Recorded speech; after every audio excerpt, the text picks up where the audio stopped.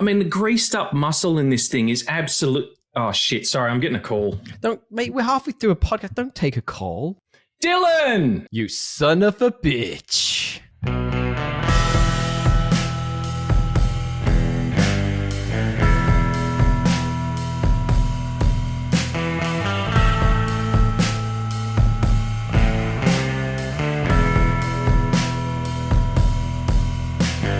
Hey there, you bunch of greased up 80s bays with the bulging biceps. This is No Country for Old Films. I'm Regs and he's Tommy.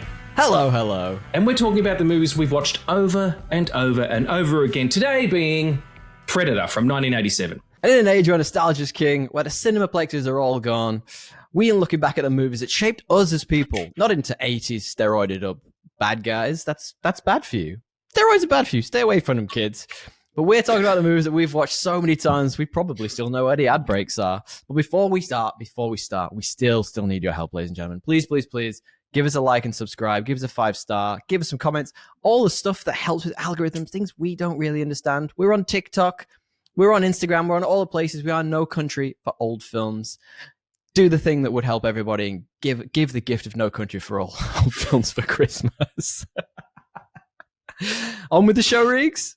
On with the show. 18 hours ago, we lost a chopper carrying a cabinet minister and his aide. What do we gotta do? One-day operation. We pick up their trailer, the chopper, run them down, grab those hostages, and bounce back across the border before anybody knows we were there. Major, you better take a look at this. Regs, how are you, mate? I'm good. I like it how you're telling people in 2025 not to use steroids because we all have that. We got that memo. Steroids have evolved. Steroids are no longer like they were in the 80s. I feel like in the 80s, like my memory of steroids in the 80s is that bit in Rocky 3 where they're literally jabbing Dolph Lundgren mid-fight, and they're like, "You will kill him," or whatever he says. I've forgotten the line now because I'm too excited about talking about steroids with you. But like, I think it's evolved these days, isn't it? Just HGH nowadays. I fucking don't know. Everybody's on something. It's surely I don't know how it works. There's a lot of people who are a lot bigger than they should be. Yes, especially when they're in their 50s. I've saw a thing about Matt Damon. Have you seen Matt Damon for the Odyssey? Yeah, he's looking shredded. Yeah, he's looking a bit too shredded for a man in his mid-50s. So people are thinking maybe so. But we are, of course, going back to 1987 today, Regs. Are you excited to talk about 1987? I fucking love it. I was 5. It's amazing. Oh, you just ruined my greasy intro. 1987 is a year where you were already in your 20s. I was still cooking in the oven. I'm an extra in this film. You actually. are, yeah. I'm one of the Colombians. You're one of the trees. When they do the raid, yeah. I'm one of the trees. Yeah, I'm waiting this like 6 minutes into the movie when they finally hit the jungle or whatever. I'm like, yep, see that ficus? That's me. That's me. That's me. That fern over there the whole time. Well, if you remember, Regs, no, actually, I'm Arnie's won Best polo Picture. Shirt. Oh yeah, actually, that's a good one. You could be that. You would do really well as that wrapped around Arnold Schwarzenegger. Thank you. I was still cooking in the oven. The Last Emperor was winning Best Picture. The modern R-rated action film, The Template 4, was created predominantly by this movie. Christian Bale made his first ever impression in Spielberg's Empire of the Sun. This is a big year for cinema, and we're, like you say, talking about Predator 1987. Yeah, that's a banger. It's a perfect movie for me, I reckon. It's 87 was a good year for movies. I didn't realize that Empire of the Sun was 87. That's fucking crazy. Who'd have thought that kid grow up and be Batman? I'm Batman. I'm also Batman. Certainly wasn't Batman. He's a little fucking shit heap in that movie, I'll tell you that much. He's fucking all right. I didn't realize he was a child actor until recently. I had no idea that he'd come through the child acting ranks. Yeah, Newsies. Check out Newsies. Yeah, well, I know this now. Now I've Googled it. Yeah. Now ChatGPT has told the world everything. ChatGPT, it's getting to the point now where it's eaten all of the information it possibly can. So it's now eating its own information and just recycling thoughts. Hallucinating, is it? Yeah, or it's fucking, I don't know. It's like it's self-generating. It's from its own shit now. It's like, what the fuck are we doing, everybody? Remember when you used to talk to people on the internet? Well, isn't that what Terminator's about? We're not talking about Terminator, Reeds. No, we're not talking about Terminator. We're talking about Predators. We're talking about Bill Cosby today. Yes. Well, it's funny you say that. Wait till we get to the game show. But what I wanted to say was, you asked me before, how am I? I'm good. How are you? Mate, I'm great. Thank you so much. You look Honestly, fantastic. I'm Look just at that very shirt. excited to be recording with you again and talking about movies that we grew up with. This is one of the highlights of my, I'm going to say week, but we don't do it weekly. So this is one of the highlights. We haven't of my done it in month. ages. The last time we did was episode 4 was quite a while ago because we kind of did a bit of a pre-run. We're getting into the flow now. We get into the groove. Kylie Minogue, also 80s. We are literally going to get into our groove with this now and start pumping this out more regularly. We want you guys to tell us what you watch regularly so we can talk about your favorite nostalgia movies. I was saying things about social medias. Tell us in those. But yeah, this is like talking to you, Regan. It's like one of the highlights of my life. That's so nice, especially when you wear a shirt with strawberries all over it. But yeah, no, it's good. We've had some really good traction on the first couple of episodes as well. We've had some great guests. Like, it's just a good time. We're just here for a good time, everybody. Appreciate everyone who's been part of this, part of our journey. Especially episode 2 just dropped, and we the reel that you put up for it rakes Gus over the coals. He's not even featured in the video until the very end, after we've called him not only a premature ejaculator, but also someone who has a small dick. And he's just like, I'm so happy to be on the show. Like, what a good sport. Well done, mate. He was a great sport. We appreciate you. We appreciate you. And everyone who else is going to be on the show. We've got plenty of friends who are going to be joining us sooner or later. So we're excited. Lots of hands up. Put together a good outline for this. But talk to me about The Predator, Regan. This is from John McTiernan, who hasn't had the best of lives since Predator came out. No, I mean, he made some fucking amazing movies. Did he not? He was so good. Just Die Hard 1 and then Die Hard with a Vengeance. Easily the 1-2 of Die Hard movies. I'm going to call it out here, and this may be spicy, but I think Die Hard with a Vengeance is very close to being my favorite Die Hard movie. I'm not saying it's the best Die Hard movie, because I think Die Hard 1 is the best Die Hard movie. Die Hard original is the best Die Hard movie. But I think in terms of my own memory, I like the diversification of it being him and Samuel L. Jackson, and they're doing the tasks together. And because Samuel L. Jackson is, he's just the best, and he brings something so spicy to everything he does. I just think I watch Die Hard every Christmas without fail. So I've seen Die Hard enough, but with The Vengeance, it's close. I'm 100% on board. Die Hard is the better executed picture. Right. Die Hard, if someone said to me, you've only got one more Die Hard movie that you can watch ever, I'm picking With a Vengeance. I love it. It's so, because it's a high concept action movie. There's something really specific about it. We'll get to it in this series. Absolutely. We absolutely will. But it's a really well made picture. McTiernan just knew action. He just had his fingers on it. He also at knew that tax period evasion. of time. He also knew how to fuck up some sort of like press thing for the remake of Rollerball of all movies. Of all movies. Maybe we should put Chris that on our Pine, list. not Chris Pine. What's his name? Chris? No, his name was Chris in American Pie. What's the cat's name? Oh, Chris in American Pie. A good-looking bugger. That's going to annoy you all episode. He has all of the acting ability of a small wombok. What was his name? Chris. You keep telling me that. I'll look it up in the background. Yeah, you're please talking do. About you're talking about Oz, aren't you? Ostriker. I know who you mean. Chris Ostriker. Yes, yeah, but his name was Chris in the movie, wasn't it? It was.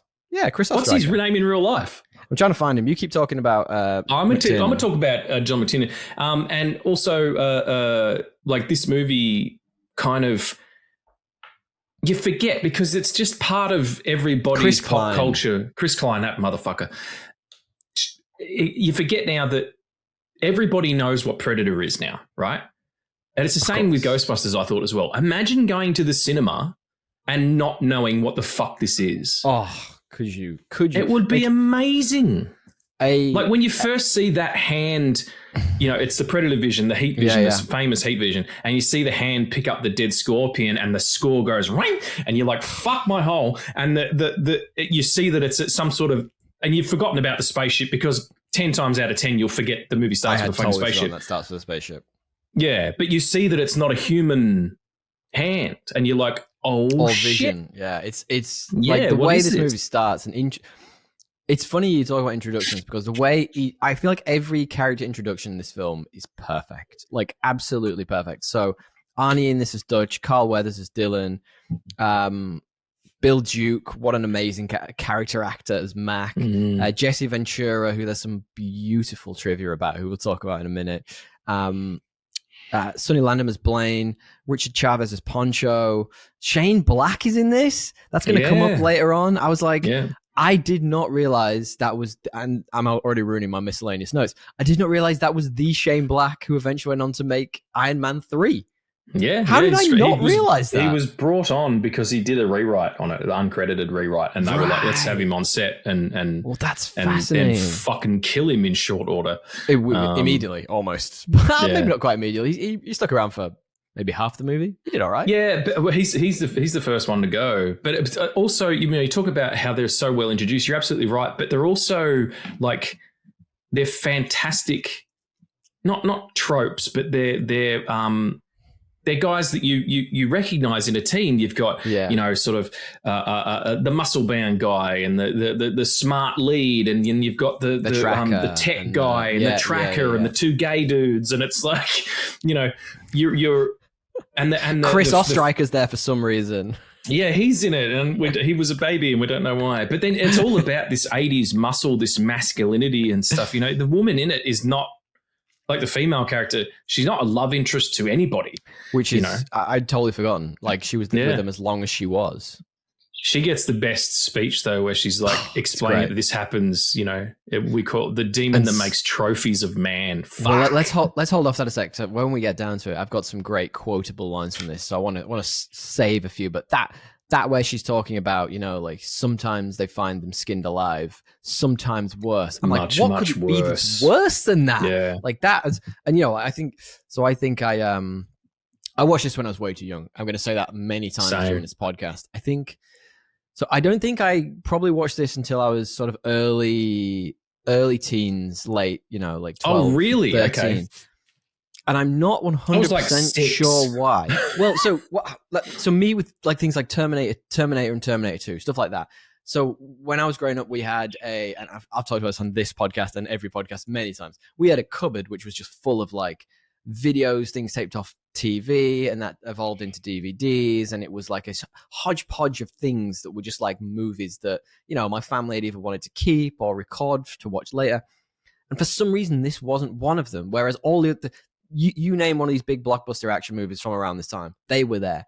Terminator, Rambo, RoboCop, they're all in there, but this one for some reason wasn't. So my first memories of this really were firstly watching it on TV. So like we'll talk about the trailer, but the trailer for this, like I remember seeing it on free-to-air TV as like a coming later tonight or whatever it was. So, you know what I mean? Like it was the epic voice guy in the foreground. I remember watching it with ad breaks, like full, like just immersed in this. And it was like a late night showing as well. So it's, like past the watershed. So it's like starting at maybe like 9 p.m., something like that. But did you have this on like video or DVD? I think I had it on everything. I definitely had it taped off of TV. Yeah, right. And I definitely had it on VHS as well. It was one of those VHSs they brought out just before they started doing DVDs. And if you skipped through, like if you fast forwarded through the credits, there was special features at the end of the tape. And then I've owned it on every single, like I've had it on DVD, Blu-ray, and I own it on 4K. So I got it in the div, and now I have it on a 4K, which I watched it on, when we decided to do this picture. So would they, and like this is me just being really naive, and I'm assuming, so when they recreate a movie like this in Blu-ray, do they have to go back and get one of the original prints and then reprint it onto a Blu-ray? Like one of the original? Yeah, I mean, it might be, at that point, if it's been on DVD, it might be a master kind of file. Okay. But yeah, when they often go back to the celluloid and remaster it from that. Yeah. Those were the days. I'll tell you one thing that's funny you like, actually. I remember buying this in like university as part of like a 3 DVD set. Do you remember when you used to get them and it was like, I don't know. Yeah. Christmas movies or fucking rom-coms or whatever. This was part of a 3 DVD set. I've already said the other two, but can you guess the other 2 movies that were part of this? I'm going to give you obvious clue. They're action movies. I've already said them as part of our conversation. So they would have had to have been Arnie movies, right? Well, interestingly, not all of them were. They were just action movies from this time period. Well, it wasn't. You just what you said before. It wasn't Terminator and Rambo, was it? Terminator and not Rambo. Just Terminator 2? RoboCop, which is like wild to me. Yeah, so that's interesting. weird to me. I would have thought that they're would all work science better with fiction-y. Right. I would have thought it would work better with Predator 2 because that's sort of set in the cities. They're all like city-based films. Like this probably works better with, I'm trying to think of jungle-based action films. Commando, maybe? Yeah, Commando, that could have been in there. absolutely. Yeah, like so this would have worked better with that type of movie on. But like I remember having that and I just remember thinking like, these are three of the classics. Like this is when DVDs were just starting to get like clubbed together because they were becoming like the end of life, going to Blu-ray, etc. But I was like, this is fucking great. And it's one of those, you know, throwbacks to when men were men, macho men. I just remember watching and yet, this movie is really gay. Like that's totally and that's fine. great. That's awesome. Like I love that about it. But if you watch it now, like it's really there's a lot of love. You talk between about the male gaze, the not the male gaze, you know what I mean? Like the female gaze or the gaze on these men, they're all greased up and like muscular and they're they're macho with each other and there's man love going on and it was just man. It was. And that leans into some of the fantastic trivia for this film. Like, obviously, we're going to talk about the actual film at some point. But we are already. We're doing it. The trivia for this film is almost as interesting as a movie to me now. And I think I say that a lot about the movies we talk about. So things like the banter on set between like Arnold Schwarzenegger and Jesse Ventura. I'm sure you know about this, but like for anyone who doesn't know, Jesse Ventura is a former professional wrestler. We actually talked about him on my other podcast Assemble, from The Running Man from the same year, 1987 or 1999. Yeah. Right. And there is a really fun bit of trivia where Arnold Schwarzenegger told the clothing department, costume, why can't I remember words today? The costume department to create his outfit to act as if it had bigger biceps than Arnold Schwarzenegger, so that Jesse Ventura would make a bet with him effectively, and then immediately lose a bet because Arnold's of course Mr. Universe. He's of course bigger than him. But like that insane banter is just like so like exactly what you expect from this time period, right? Yeah, there was a lot of egos on that set, and there was Arnie would always like go to the gym in the morning first to get a pump on for being on camera, and if he said, oh, you know, I'll see you at the gym at 6 a.m. or whatever, all the guys would turn up and he'd have already been there for an hour. Like he was getting, you know what I mean, the competition. And the one who was the most interestingly to me is Sonny List. What is his name? Sorry, Sonny. I think it said Sonny Liston then. That's a boxer. It's definitely not Sonny Liston. Who are you talking about? The guy. Oh, sorry, Sonny Landham, Billy. Sonny Landham, yeah. He was a badass and had bodyguards to protect other people from him. Yeah, I heard that. That's fascinating. He was like just a bit of a psycho. Just a bit of a nut job and a great performance, like fantastic performances. Phenomenal performance, yeah. It's a little, you know, stereotypy now, but at the time, you know, having a Native American tracker of some sort would kind of help. I love Poncho. I just think Poncho's what great. A character he is. Yeah. I think another bit of, and if imagine, so when this film started, and this is something that our viewers may or may not know, but Jean-Claude Van Damme was originally playing the Predator. Yeah. Imagine his ego and his cocaine levels involved in this shoot as well. Like it would be fucking. Well, he would routinely fake passing out in the costume because he didn't want to be there, and it's kind of good that it worked out that way because originally it was like a fucking praying mantis thing. You can see images of it online. Yeah, but they only had like the orange styrofoam version of it for the apparently the footage is still in the vaults. For this, they still have the. You can see stills of it and stuff. It's pretty crazy, and if it wasn't for him fucking that up, you know, Stan Winston wouldn't have been on a plane with James Cameron, and you know, trying to redesign this thing. And James Cameron was like, "Give him mandibles." Yeah, like that's just. I fucking love the ingenuity that goes on. So good, you know what I mean? So interesting, and that obviously led to the introduction of a new Predator who was Kevin Peter Hall, who's a fantastic in this. And like the whole redesign of the Predator, I think that version of the Predator is more terrifying to me than sort of a little martial arts dude who just runs around, how-ya, everyone. The big hulking nature of it, and also in a lot of the shots, they're shooting the Predator at a higher frame rate, so he's a bit slow, only just a fraction slower. Like it's instead of 24 or 25, they're probably shooting him at like 50. So when he sort of lands, it's got this heaviness to it, and the articulation, on the body, and he's a really incredible performer. Well, listen to this then. Speaking of actors coming and going from movies, to do this, Schwarzenegger turned down Adam Baldwin's role in Full Metal Jacket. Is that not fascinating to you?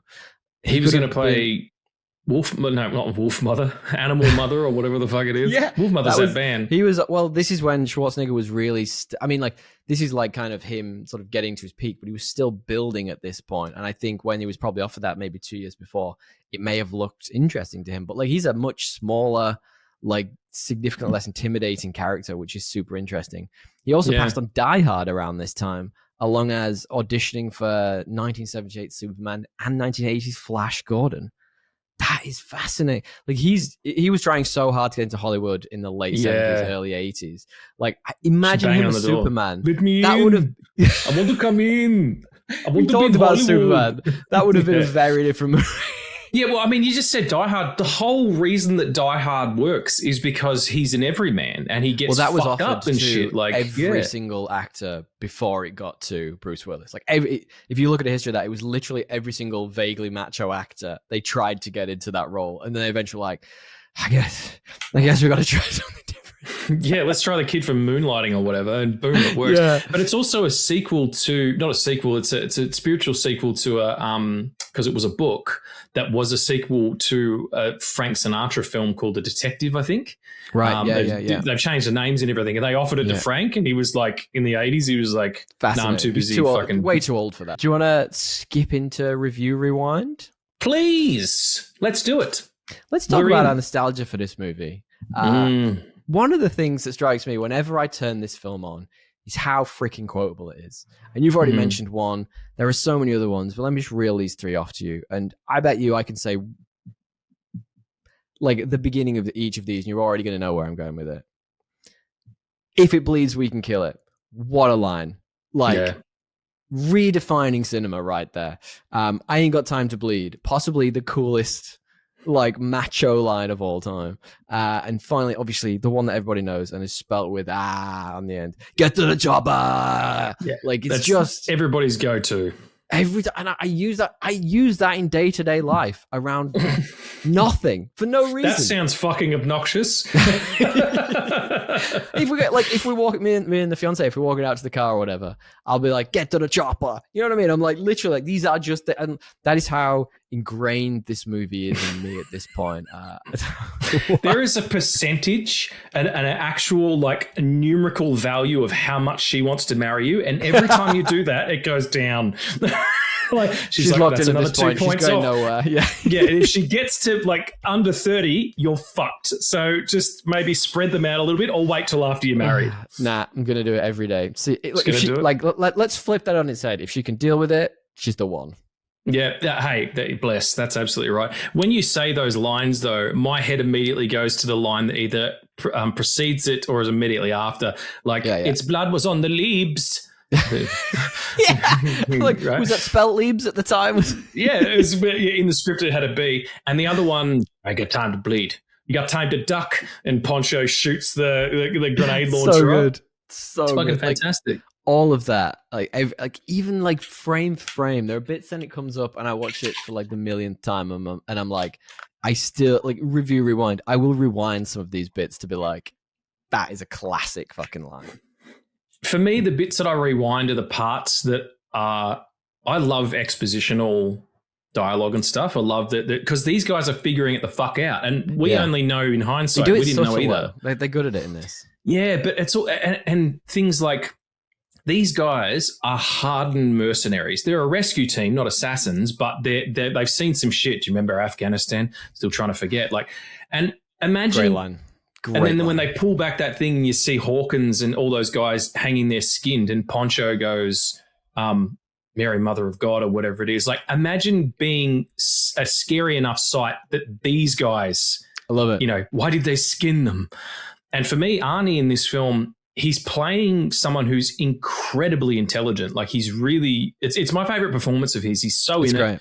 He's trying to figure it out. You know, he's still leading all these guys. When Shane Black's character gets killed, when Hawkins gets killed, he's like, you know, they're trying to figure out what happened. And he's like, why didn't they take his gun or his radio? Why didn't she try to escape? Like, this doesn't make sense. And he's constantly doing that throughout the entire film. And I love that. It's like one of the smartest characters that Arnie ever played. Yeah, it's fabulous. This movie slides beautifully effortlessly from being like this machismo, in your face nonsense to like almost a horror movie. You know what I mean? It absolutely is a horror movie, yeah. And as in any horror movie, there are characters who are trying to work out what's going on and, you know, who's behind it, what's happening. But you're absolutely right. Like the way Arnie deploys his troops is really like tactical. I mean, it's obviously written well for it to be like that. Like this is fantastically written, but like it's a character who knows what he's doing. And you're absolutely right. Like when they find, you know, all the bodies hanging upside down, you're just like, holy shit. Like if it's scaring these guys, this is absolutely terrifying. And I think the interplay between them and also the antagonistic relationship of having Dylan in the mix, like where he knocks that, he obviously hasn't been in the field in a long time. You get that feeling, you know, the CIA got you pushing too many pencils, like, and he knocks the thing off that ridge. And Mac grabs him and says, I don't care who you are out in the world. You know, if you're ghosting us here, if you give away our position again, I'll bleed you real quiet and leave you here. Real quiet. It's so great. And then beautiful. Mac, when he's like the sort of reveille trumpet that plays when he's talking over the top of Jesse's body.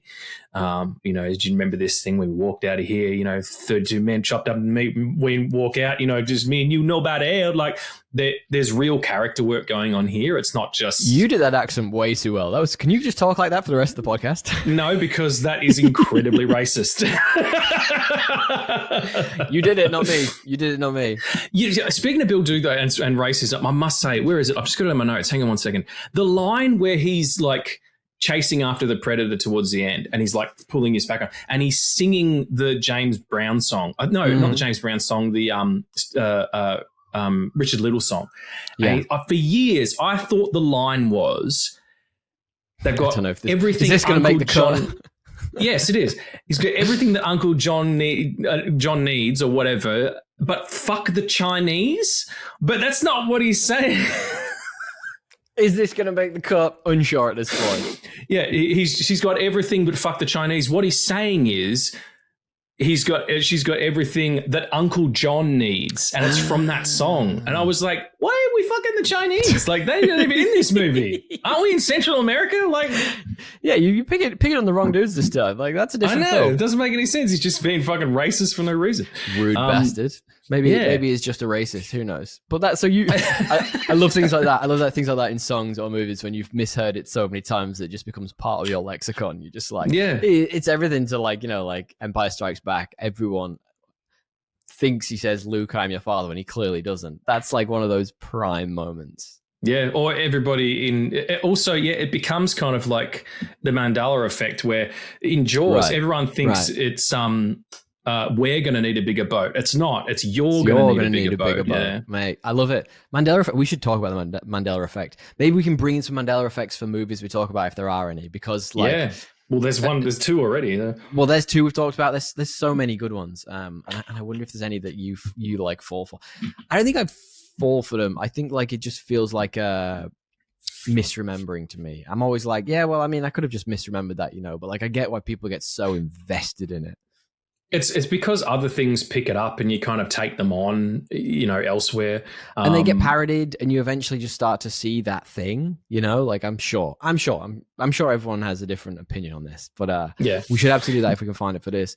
I think one thing that I talked about before was this creating sort of like the blueprint for action blockbusters. Like you can see how any action blockbuster that comes out now basically follows this formula from here on out. And I love that about this film. It's got as much I don't want to credit John McTiernan, like there is a lot of credit that has to go to him for that because it's a phenomenal film. I mean, he's not as bad a dude as some of the hideous people who've been in Hollywood. He just made some bad financial decisions. He's not like, It's not like he's Weinsteining anyone. He's just that's bad that I've made. You can't make it a fucking verb, dude. Don't make Weinstein a verb. That's fucked up. You worried about me talking about how someone in the movie said the word Chinese, may or may not have, and you're talking about Weinsteining. Wow. I was. But that's one thing I always got cancelled.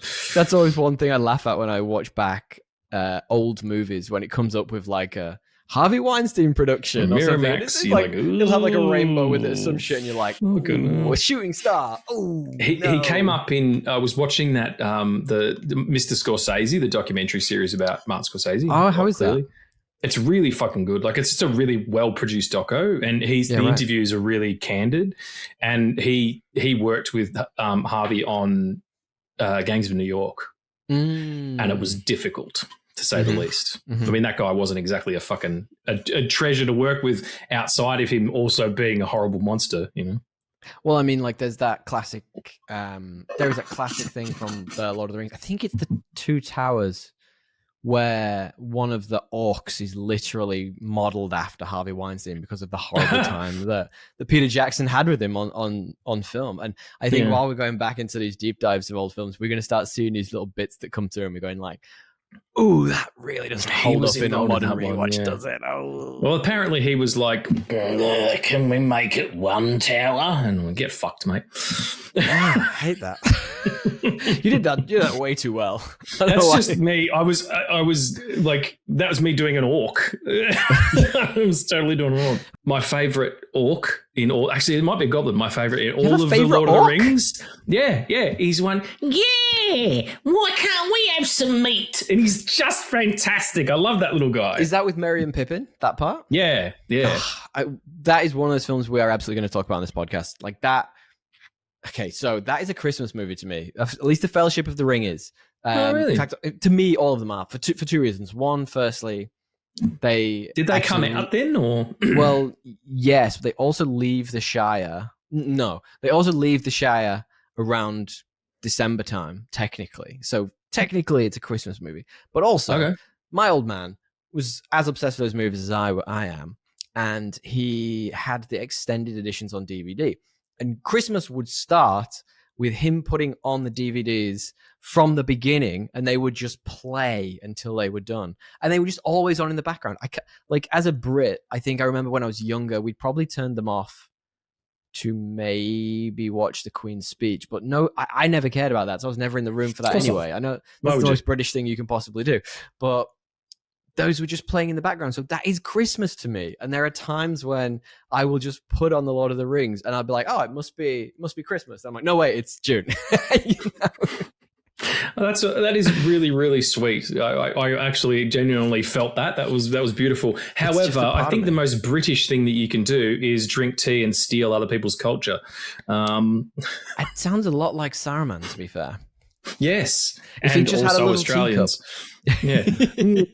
Yes, murder. Anyway, let's talk about Predator. Before we get into the modern rewatch verdict of this, which we will, and we absolutely have been kind of anyway, but like, let's just talk a little bit before we do about fast forward and rewinds. So what bits of this film do you, I mean, let's be honest, no one's fast forwarding any of this. No one fast. If you start Predator, you finish it.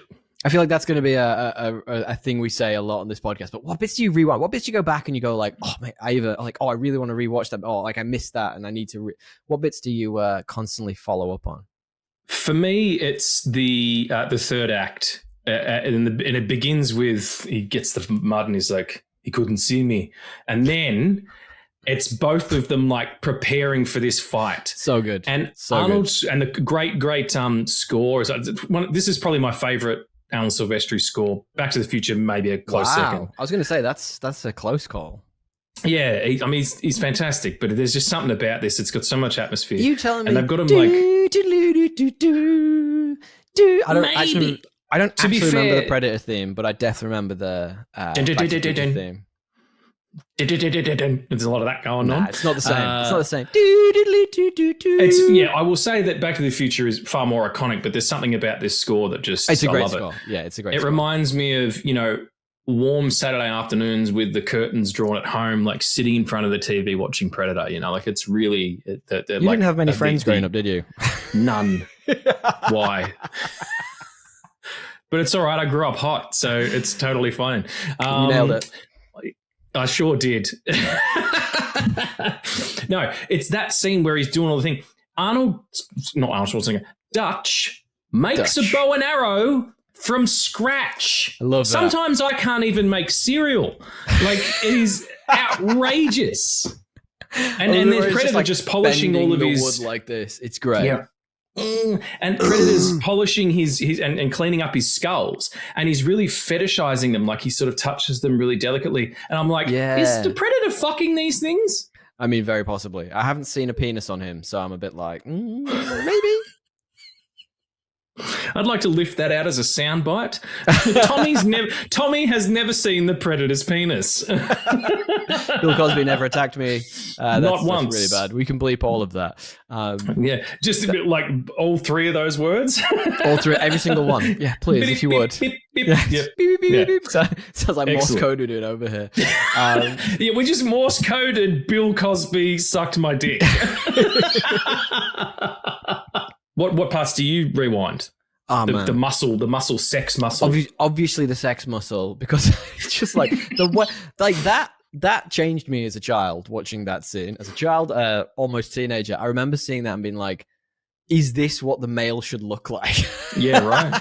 But no, like I love that became a meme. I love that's evolved, and that's still part of the lexicon of the culture at the moment. It makes sense that, like, people are using that in ironic ways, clearly, but at the same time, it is fucking cool. And it's amazing in a world where we, like, I don't know, I feel like masculinity is still defining itself in a new way. Like, it's cool to be able to look back and go, like, this was two dudes who are having a great time, and like, in this moment, aren't being that 80s macho arsehole. There is just a fun thing about them being happy together. But that's not the scene I rewind, Reeks. That's just me talking about the year 2025, our Lord. I really like the scene where... so you've obviously seen the Predator a bunch do this already in the background. But when the team start to pick up on him being there, so like when Poncho's seeing him, he knows he's there, but you can't see him. And he's just looking at Billy's just looking at the forest, and you're going like, he's going like, there's something out there. And I'll pause and I'll rewind, and I'm trying to see if you can see the Predator in that scene. I don't think you can, but that might just be me being an idiot. But like, Billy is just like, there's something there, and I love that. And similarly, when the scene you talked about before, when Mac is sort of almost hiding, and he gets Dylan, Carl Weathers' character, and pulls him down, and he's like, look over there, you can see them. And like and the first time I watched that, like, I wasn't taking in how glorious that is, that they can sort of, he is so still and he is just so like present that he can see through the camouflage. It's amazing. And that camouflage effect, like, I know it doesn't hold up. It absolutely does. What are you talking about? It's great. It interacts with the environment. It's like, so it changes. Where he picks up Hawkins's like limb, and you see through the hand to the leg. Good. It's fucking incredible. So there's great trivia about that. Effectively, they just shot the scene twice, once with the Predator in there and once without, and then they basically blurred out. I don't know. you tell me. Well, it would have been, they would have the Predator in a I think it was orange, because they couldn't have green screen because I was surrounded by green. Right. And so they would replace that, like the negative of that, and then over the top, and they would have the action happen. Yeah. So it's like three separate pieces of film. It's crazy. It's so well done. And that is a piece that I remember like rewinding multiple times. The bit where the Predator takes off his mask. Yeah. Come on, man. Like, that's iconic. And I mean, like, you ugly son of a bitch. Like, it's so good. It's like that to me. That's like, that is this film. And sort of built the lore of the Predator in a way that we are now seeing destroyed. Built upon. Yeah, I mean, just I like the ambiguity of the Predator. Like you find out that it's kind of a big game hunter in the sense that it comes to the same place during the hot seasons, and the demon that makes trophies of man. You kind of get that. Now we know like their fucking names and shit, but whatever. But where it takes off, and you see them more, like even now, and you can't not agree with this. Having something practical in camera. I'm not talking about you. I'm talking about our audience. The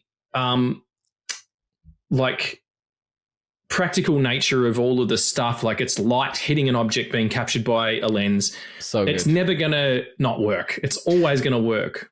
The thing I think about that whenever I watch this movie, I always watch it and I always look at the Predator suit and I always think it sort of looks like a kid's like fancy dress outfit where their fingers are too long and they don't quite bend properly and they're a bit weird and their feet are too big and it doesn't look right when you walk. But then you look at it and you look at the perfection of the prosthetic that goes on the face and how it all works when you can see it and you just go like, it's just like no amount of CGI is going to be better than that. Never in a trillion. Yeah, it's never going to work because your mind, like we know that the Predator's not real because we're watching a fucking movie.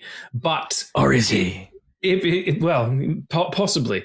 But because we've already talked about something practical being sorry? We've already talked about 2 on this podcast. Yeah, we'll get to more.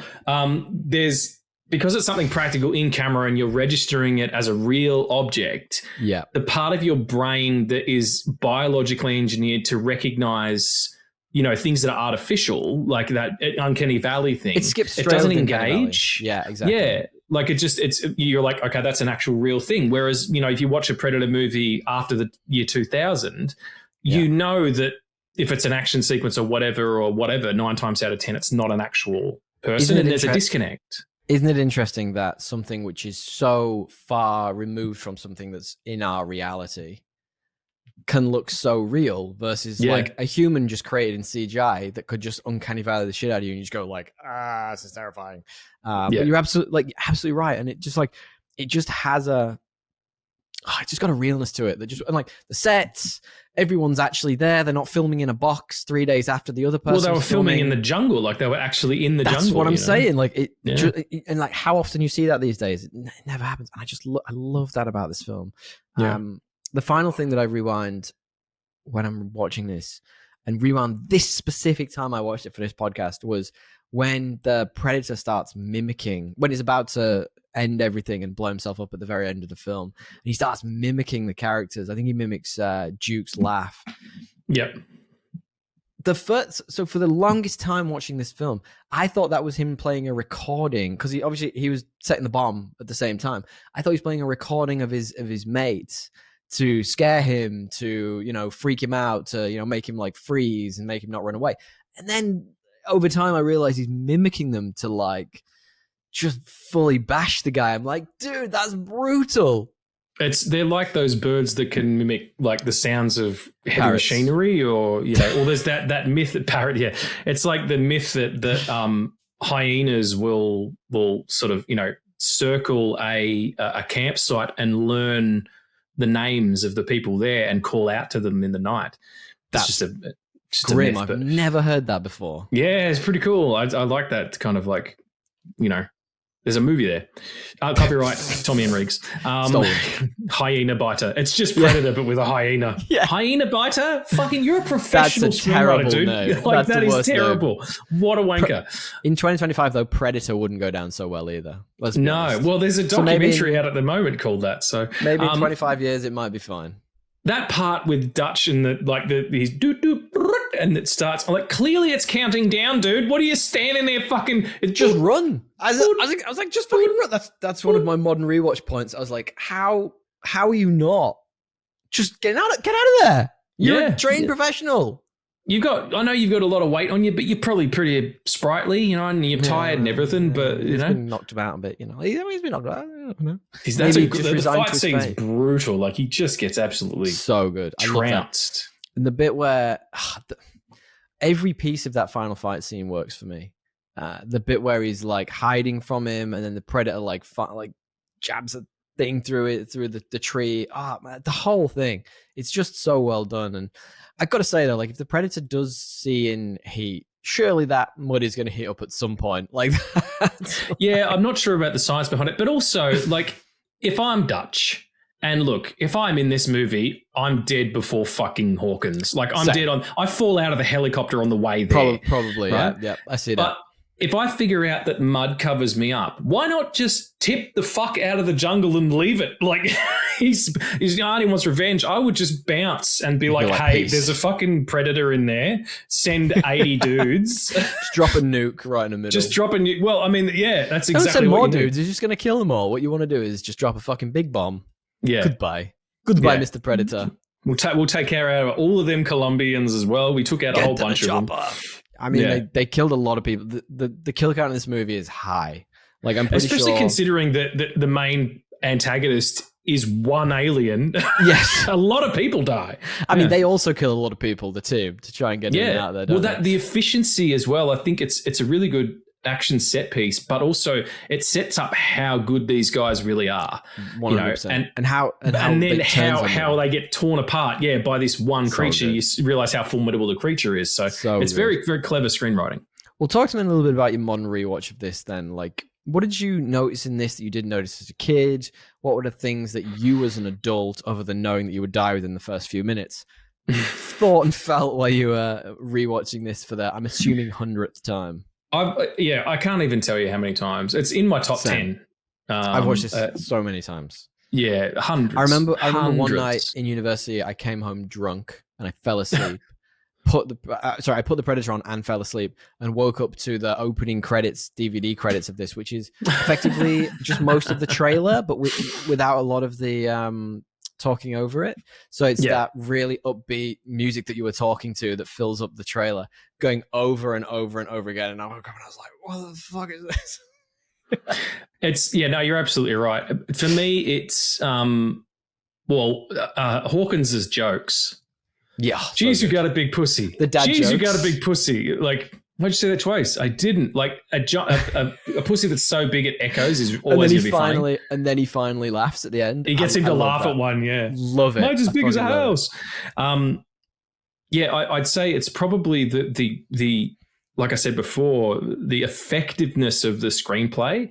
It does exactly what it's trying to do. It sets everybody up. It gives you all the information you need, and then just drops this fucking hammer of this creature who's taken out these guys because they're formidable. Like he's not just going around killing anybody. The Predator. He's going after people who are actually, who are a challenge for him. We'll talk about that in miscellaneous notes, but you're absolutely right. There's in this setting, it works beautifully. Absolutely. And the idea of Arnie being a really smart character, the expository stuff of like where they go in, they shoot for that really long time, they shoot into the jungle after Bill Duke's character sees the Predator just the whole time. And then Poncho goes, runs ahead and he comes back and he's like, no bodies, no bloods. We hit nothing. Like it's such a great script. It's probably one of the there's maybe a handful of perfect scripts. There's a lot of perfect scripts that don't make perfect movies and a lot of perfect movies that don't make perfect scripts and so on and so forth. Like The Jaws is a perfect movie. The script is a fucking trash heap. The Jaws. The Jaws, yeah. That's not what they call it, Reeks. You love that. That's your favorite movie too. Like, why are you calling it The Jaws? You're the fucking, I'm the two guys, the two valets from Key and Peele. Brilliant. The Liam Neesons. It's a perfect script on page and in execution as well. Absolutely. Oh, here's a question for you then. Yeah. Do you think in 2025 there is a market to bring back this type of film? And I don't mean another Predator film because they're making them. They're going to be going forever. They're making the fucking shit out of them, mate. It's a Disney property. We are never going to get away from the Predator. But this type of film, so like, we talked about evolving masculinity, but like having like a proper, because I mean, like I cannot remember the last time I watched a movie that had modern masculinity in it and was done well. And in a way like this does, where it seems natural and everyone is just having a good time. Like, do you think there is a market for that in 2025?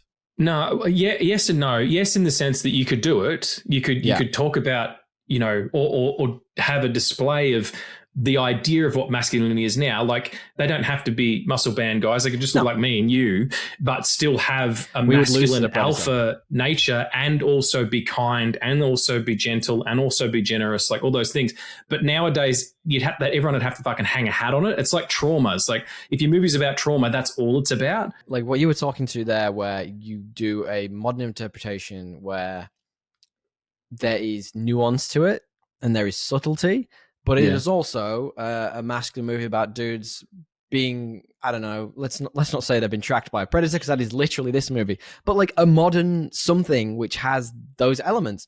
There's a market for that. And I feel like that is missing from the landscape of movies right now. I think the last movie that did anything similar to me was maybe like a Top Gun Maverick, which I loved that movie. Like, it's a good film. It didn't blow the hinges off, like in terms of movie making, in terms of storytelling, but it was a great movie that had, like a classic leading character, and just evolved some of the themes of the originals. I think there's a market for that. Yeah, I mean, they tried it in the Running Man, the one that we did the episode on Pod Assemble for. There's that scene where he says, he's doing the video for his daughter. He says, it's possible to be strong and kind.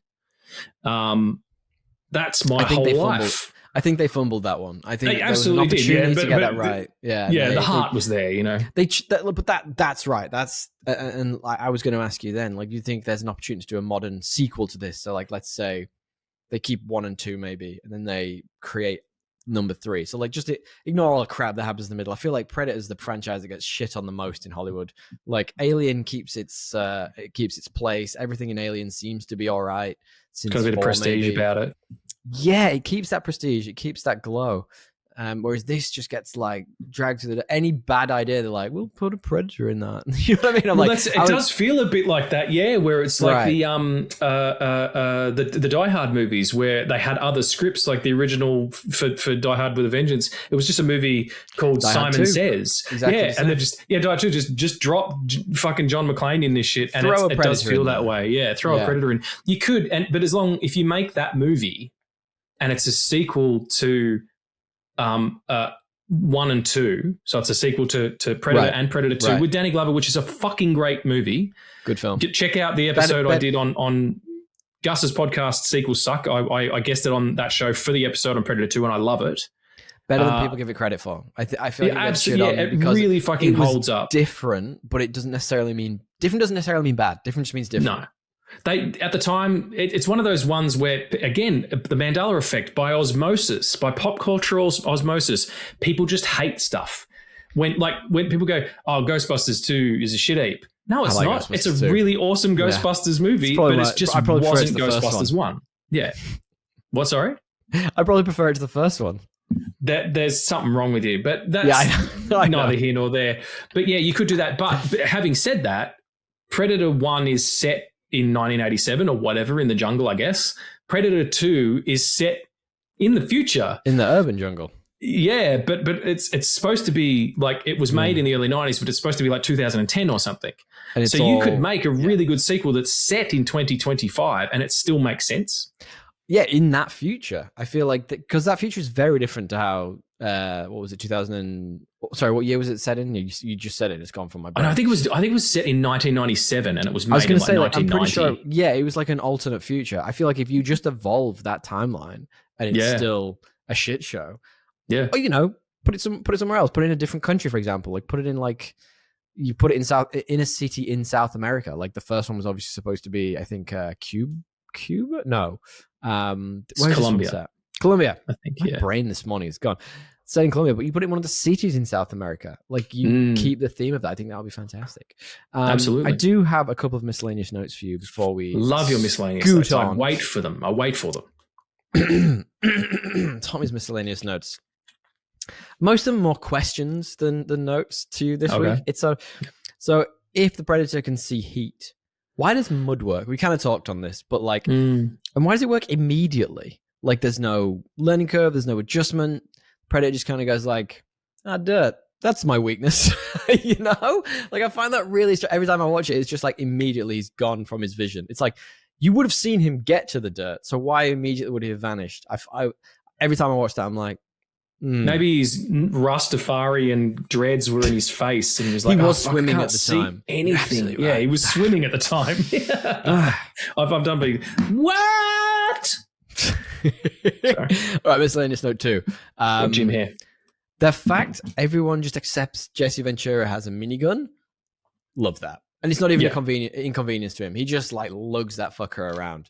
That's his thing, though. Like, Great. that's did you ever watch you might not have watched this because you grew up in the UK. There was a cartoon show called Cops, and it was this. I'll put a bit in the thing, right? Do it.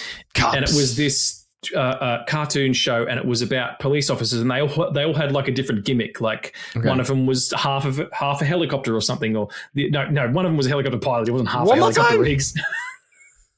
Is this Transformers? One of them had What's like a little thing here that shot out a spiderwebs. No. Spider-Man. Shut up. Handcuffs, but it was like used as a grappling hook. And there was even a trans character called Misdemeanor, right? Ooh. Anyway, they had all these gimmicks, and every cop had a different gimmick. And that's kind of what this is. You've got Poncho's got the big cannon thing, 100%. Like the rocket launcher. Billy's got the huge knife. Like it makes perfect sense that someone would have a minigun.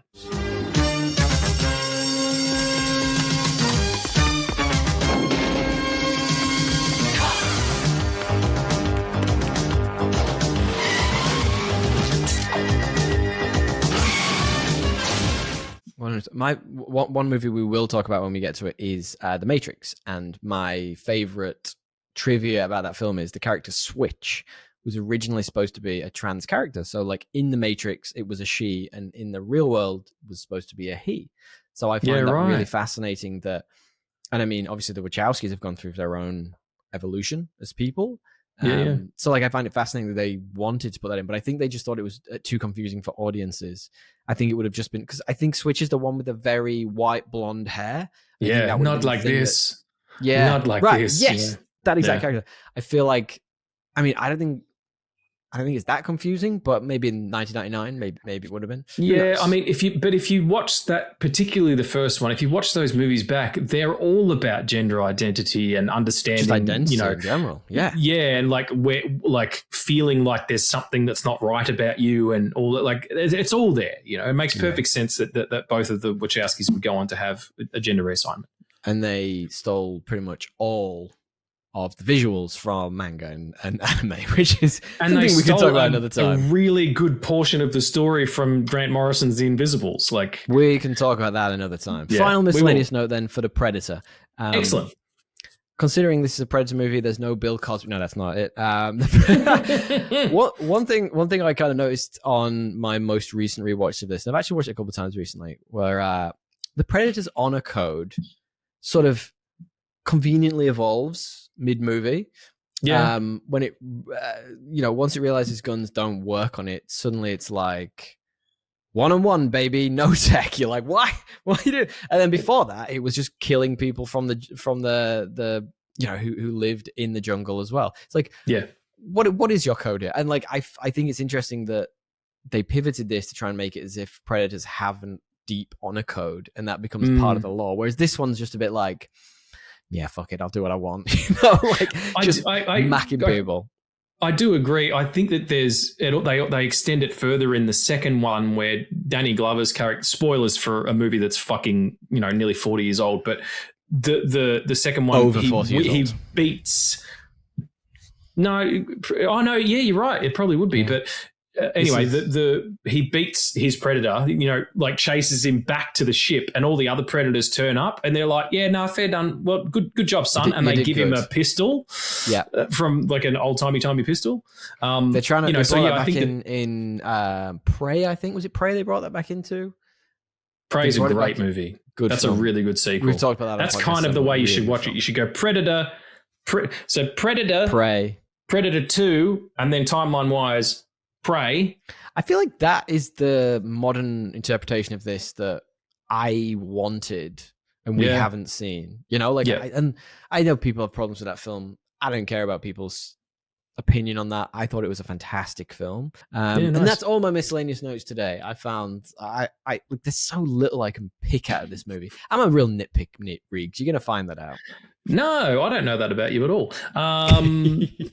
All right, awesome. Well, in that case, do we want to sort of like final thoughts? Round up. Maybe I love the idea of what the reboot of this might possibly be, but we've kind of talked about it. Like if they were to just forget everything and just start from scratch with Predator, I think they should have gone.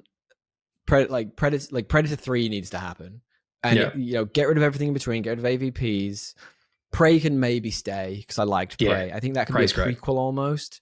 Yeah. Get rid of all the crap crossovers. Get rid of Predator, the Predator, even though I quite liked Predator from memory. Get rid of it all and just go Predator 3. It's this timeline again. The world is still fucked. Let's just throw in another Predator and see what happens with a new set of characters. Maybe try try a different type of hero. I like the idea that they tried different heroes. Dutch is so specific. He is like, you son of a bitch, like he's that. And then obviously Donald Glover. Donald Glover? Isn't that Childish Gambino? Different, very different movie. Maybe he can be the antagonist of the third movie. And we'll get I'd love to see what they do with it in with a modern interpretation of that. Like get rid of all the crap. I know people are giving AVP like a modern reevaluation, but no, come on, they're not good films. No, they're not good films. There's a really good comic series, which was Predator versus Tarzan. Ooh. And that fucking just works because Slaps. he's like, he's in there going after predators all the time anyway. Yeah, it sort of is the third act of this film. For me, it'd be, if you want to do it in 2025, you put it in a war zone. So you set it in Afghanistan, or you set it in Iraq or Gaza or somewhere that there's already conflict happening. And do it as sort of like urban decay, even more so than the second one, and that kind of thing. And have it be a different. Who's the Predator's prey in that one then? Is he taking out soldiers? Well, that's the thing. I reckon it would be like, more interesting to have it be someone who was disconnected from the actual main sort of shit that was going on. So it's someone who's like hiding out and just trying to keep their family alive or whatever. Why would the Predators go after them when they don't have weapons and stuff? That's the question you got to ask. Maybe they were in the car and the Predator wanted to get in. And he was indicating, and the person didn't let him. Nah, and just rolled and wouldn't let him in. And the Predator had to go one block up and do the next exit. And he's like, "Fuck this!" So it's basically that movie with Russell Crowe. The pettiest Predator. That's perfect. So instead of Rage or whatever that movie was with Russell Crowe, it's a Predator. It's called The Pettiest Predator. That's okay. Great. Copyright Regs and Tommy again. Yeah, stolen. We've got 2 movies made from this. Absolutely. Excellent. Well, yeah, in terms of just the film overall, like I said before, it's a perfect movie. It really, really holds up as a modern rewatch. And it's a fucking banger. Like, can't be missed. If you haven't seen Predator, why are you listening to this episode? Go and watch Predator. Why have you got this far? Jesus. Yeah, exactly. We kind of ruined it. But its blood was on the leaves. Its blood was on the leaves. So as we always do, as is our want, we're going to do a little game, and you out there can play it too. So get your pens and paper ready. We're going to be playing Pretty Woman.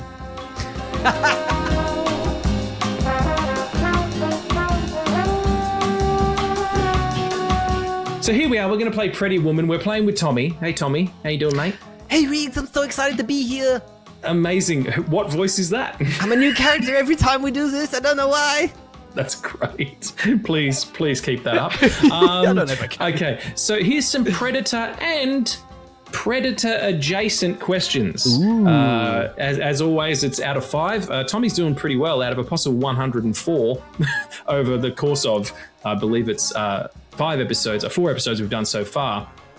He's already got 15, so that's not too bad. With some help. Gus was very helpful, actually. Okay, here we go. Do you mean you've asked me 104 and I've only got 15, or from the questions? No, it's a possible 104 over the course of a season. We talk about this every time. I know, but you framed that really interestingly. Okay, don't worry about the math. I'll take care of it. That's why I'm here. I'm fine with it. I was like, God, I'm not doing well if I've only got 15. Jesus. Yeah, it's your colonial education. Jesus, I've only got 15. don't know what his character What's is. going on with the teeth? I feel like I'm one of the mice in like an early Disney movie. Go ahead. No, you're one of the otters from fucking Zootopia or something. I love it. Let's go with that. Don't ever change. Okay, question number 1. How many films, including Aliens versus Predator movies and animated movies, has the Predator appeared in? I'm glad you didn't say comic books as well. Fuck, that was hard. No.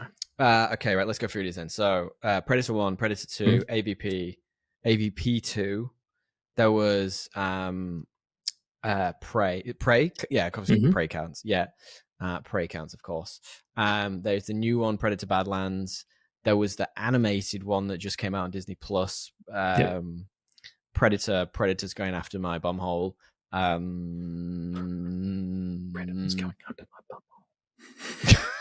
That's not what it's called. I just couldn't remember what it was called. One. So Predator 2. Yeah. Prey, AVP 2, Prey. AVP the Requiem. New one, Predator Badlands. The animated one that just came out on Disney Plus. Wait, do I have to name it? Is that the point here? Well, I mean, I'll let you say just the Killer animated one. It's called like King. No, it's not the King of Killers. Killer of Killers. Killer of Killers. That's right. What else has the Predator been in? I'm going to say 7. That's the best I got. No, I bet it's 8, isn't it? No, it's 9 actually. 9. So 9. What did I miss? Predator, Predator 2, Predators. Fuck! Oh, there's Predators and the Predator. I even said them during the episode. Yeah. Fuck! Then I Prey, knew that. That's my bad. Killer of Killers, Badlands, AVP 1, AVP Requiem. I literally talked about them during the episode. You know what? While you were asking me the question, I was thinking I better not forget these 2 films. And then the minute I started saying them, I was having too much fun with my little silly fucking character. Yeah, and then I immediately forgot them. Yeah, that'll teach you to be. That'll teach you to be a character actor. That'll teach me to have fun. God damn it! No, you're absolutely right. I should have thought of those. Adrian Brody was in one of them, and so he was. Who was the blonde guy who was in Logan? His name is avoiding me right now. Boyd Holbrook. Who I actually really like, but I feel like got oversaturated at one point and just needs to just slow down. Just calm down, mate. Just take a deep breath. Yeah, The Predator is not a good movie. Okay. This is a Predator adjacent question. Love that. Which theatrically released film was the last to feature Kevin Spacey before we all found out that he was a shit heap? Last theatrically released film. Ooh. Is that because there was the one he did where they replaced all of his scenes? Is it that one? No. So they literally went back and refilmed with a different actor. With Christopher Plummer, yeah. All the Money in the World was called. So it's not All the Money in the World. It was before, yeah. Oh, fuck. Kevin Spacey movies. That's a hard question. I didn't really follow Kevin Spacey anyway. He's not really one of my favorite actors. Is this 2000s? Whereabouts in 2000s am I looking? It's 2017. He was still in 2017. He was still acting. Fuck, that's bad. It was almost like during the press for this that all that stuff started happening. Oh my God. Also, I'm not trying to make light of, you know. None of us are. What he did, that's not what the joke is. The joke is that he's a piece of shit and we're calling it out. That's all. Solid. Not supposed I can't remember the film he's in. Tell me. Baby Driver. Holy shit, I really like that. That was the final film he was in. Final theatrically released film that he was in before he was he got outed as being a predator. I thought that was earlier than 2017. That's so interesting. Yeah. I just thought that was earlier because I mean Edgar Wright, like he obviously goes in and out of he does like movies quite sporadically for me. Yeah. And I was like, I thought that was probably close to like 20. Yeah, no, you're right. My brain thinks like 2013, 2014, but clearly not. Yep, much closer to the Me Too movement, which is sort of what kind of helped everybody raise voices. Question number 3. I'm doing badly this week. Schnitt. Arnie was supposed to pop off. Okay, I'm going to leave that in. It's a word. Arnie was supposed to reprise his role as Dutch in the second Predator film, but the character was redifferent. The character was rewritten as a different character altogether and played by which actor? Danny Glover. No. Danny Glover was always going to be in it. Oh, right, okay. Dutch was going to be head of a team of predator hunters. No, you're absolutely right. Wasn't it? I've got the name here. It was Anna in this film, who is Elpida Carrillo. She was going to do it. Who did it then? No. I'm saying who did do it. I thought it was her. Didn't she do it? No. In Predator 2, the person who ended up sort of slotting into that role that Dutch would have had was Gary Busey. He was supposed to be in that movie for multiple different roles. Like, he was originally going to be just like a cameo in the end. He was originally going to be in a lot. He was going to have a lot of... There's a lot of trivia about where he was supposed to come in that movie. And the fact that the Anna character from this came back, that was the role that I assumed he was supposed to be in. No, she's not in it. She was in Predator 2. She's got a credit in Predator 2 for her IMDb. It must be flashback or something because she's not in it. Anyway. I'm going to check that out. Question number 4. Bill Cosby. I'm doing really badly this week. That's fine. Bill Cosby starred in which... Yeah, it's all right. You might still get something. Bill Cosby starred in which Francis Ford Coppola film alongside Robin Williams, in which Robin plays a young man who is aging prematurely? Holy shit. This happens to me every time. You know, it's like when you walk into a room and your brain goes like, I have no idea why I've walked into this room. I feel something about you asking me these questions gets me every single time. It's the pressure. And there's people watching. Under pressure. I think I've seen almost every single Robin Williams movie, and this is going to break my brain. I'll give you a hint. It's a one-word title, and it's a name. Yeah, it is. And he plays, he's a full-grown man. He's a Robin Williams full-grown man. No, I know. He's playing. I've seen it, Regan. I know. I'm just trying to help you. Get the wheels turning. Give me it. Tell me what it is. Jack. I really liked that film. Francis you're Ford the Coppola, one. Not a great director these days. I don't know if you saw that film. Go back to our what is it? Podcast Assemble episode on shit. That film was bad. I know. I want to say Megalopolis. Megalopolis with Matt Bliss. I like that movie. Bliss I like that movie. FM. Did you? Last question. Do your best. Get to the chopper. Get to the chopper! I want to... What is he fucking gargling? Yeah. He's going to Listerine to the chopper. at the same time. So, like, the thing I always think about, I always see when I watch this film, like, that gets overblown every time you see it, whether it's on a meme or something else. It's like... memes. But he's actually just like, get to the chopper. It's, like, really punchy. Yeah. And the other one is where he's sort of calling out the predator. He's like, come on, do it now. Come on, kill me. Like that. It's just that was good. Arnie, man. He can't be beat. I get all 5 points just for that accent. Just for that. I get all 5 points. I get it. You get it because I get all 5 points because I did a good. Well, I could tell you all the different ways about talking about that one quote from this film. Yes, very true. That's it, everybody. That's our game, Pretty Woman. Pretty woman. Walking down the street, pretty woman. And it's the predator in like a red dress. It's just like AI would do a great job of that. I know you hate AI. With Richard Gere? Okay. What's the Richard Gere? What's the Richard Gere film where Officer and a Gentleman? He's carrying the predator. That's awesome. Fantastic. My favorite thing about your beautiful game show that I absolutely love is that our listeners will be screaming the answers at their podcast. Oh yeah. So please put your scores in the chat. Did you get them all right? And also, did you crash your car getting agitated at Tommy for not knowing it was Gary Busey? Or if you want to send us your best version of Get to the Chopper, you can probably do that on Instagram. You can do that anywhere.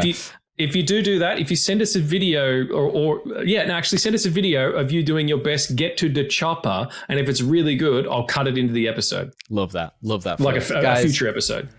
Thank you for joining us for yet another episode of No Country for Old Films. We are having the best time doing this. These are films that we love, and I set it up top, Regan, but I absolutely have the best time doing this with you. Thank you so much, everyone, for sticking with us. Huge thanks to the phenomenal Wiley Risso, who created the artwork for this podcast, which I personally love. It's fantastic. I hope everyone else loves it too.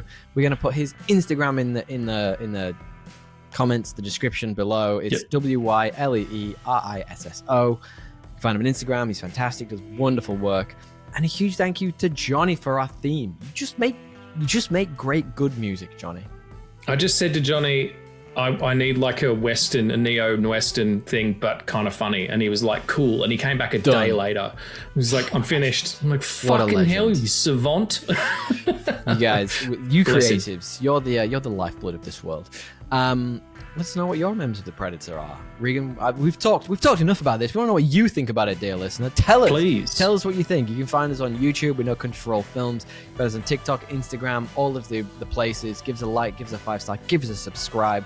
All the things we don't understand. Let us know what you thought of the Predator 987. Should we come back and do Predator 2, the movie that we both clearly really, really want to talk about? The answer is yes. The answer is unequivocally yes. We will be back with the Danny Glover masterpiece, not the Donald Glover masterpiece. I want to see the Donald Glover version. That's what I want to see. Very good. You do your chat GPT again. We'll see it all. But yeah. Team, thank you so much for sticking with it. We really appreciate you. Regan, love you as always. Love you too, buddy. See you next time. Don't forget, rewind before returning.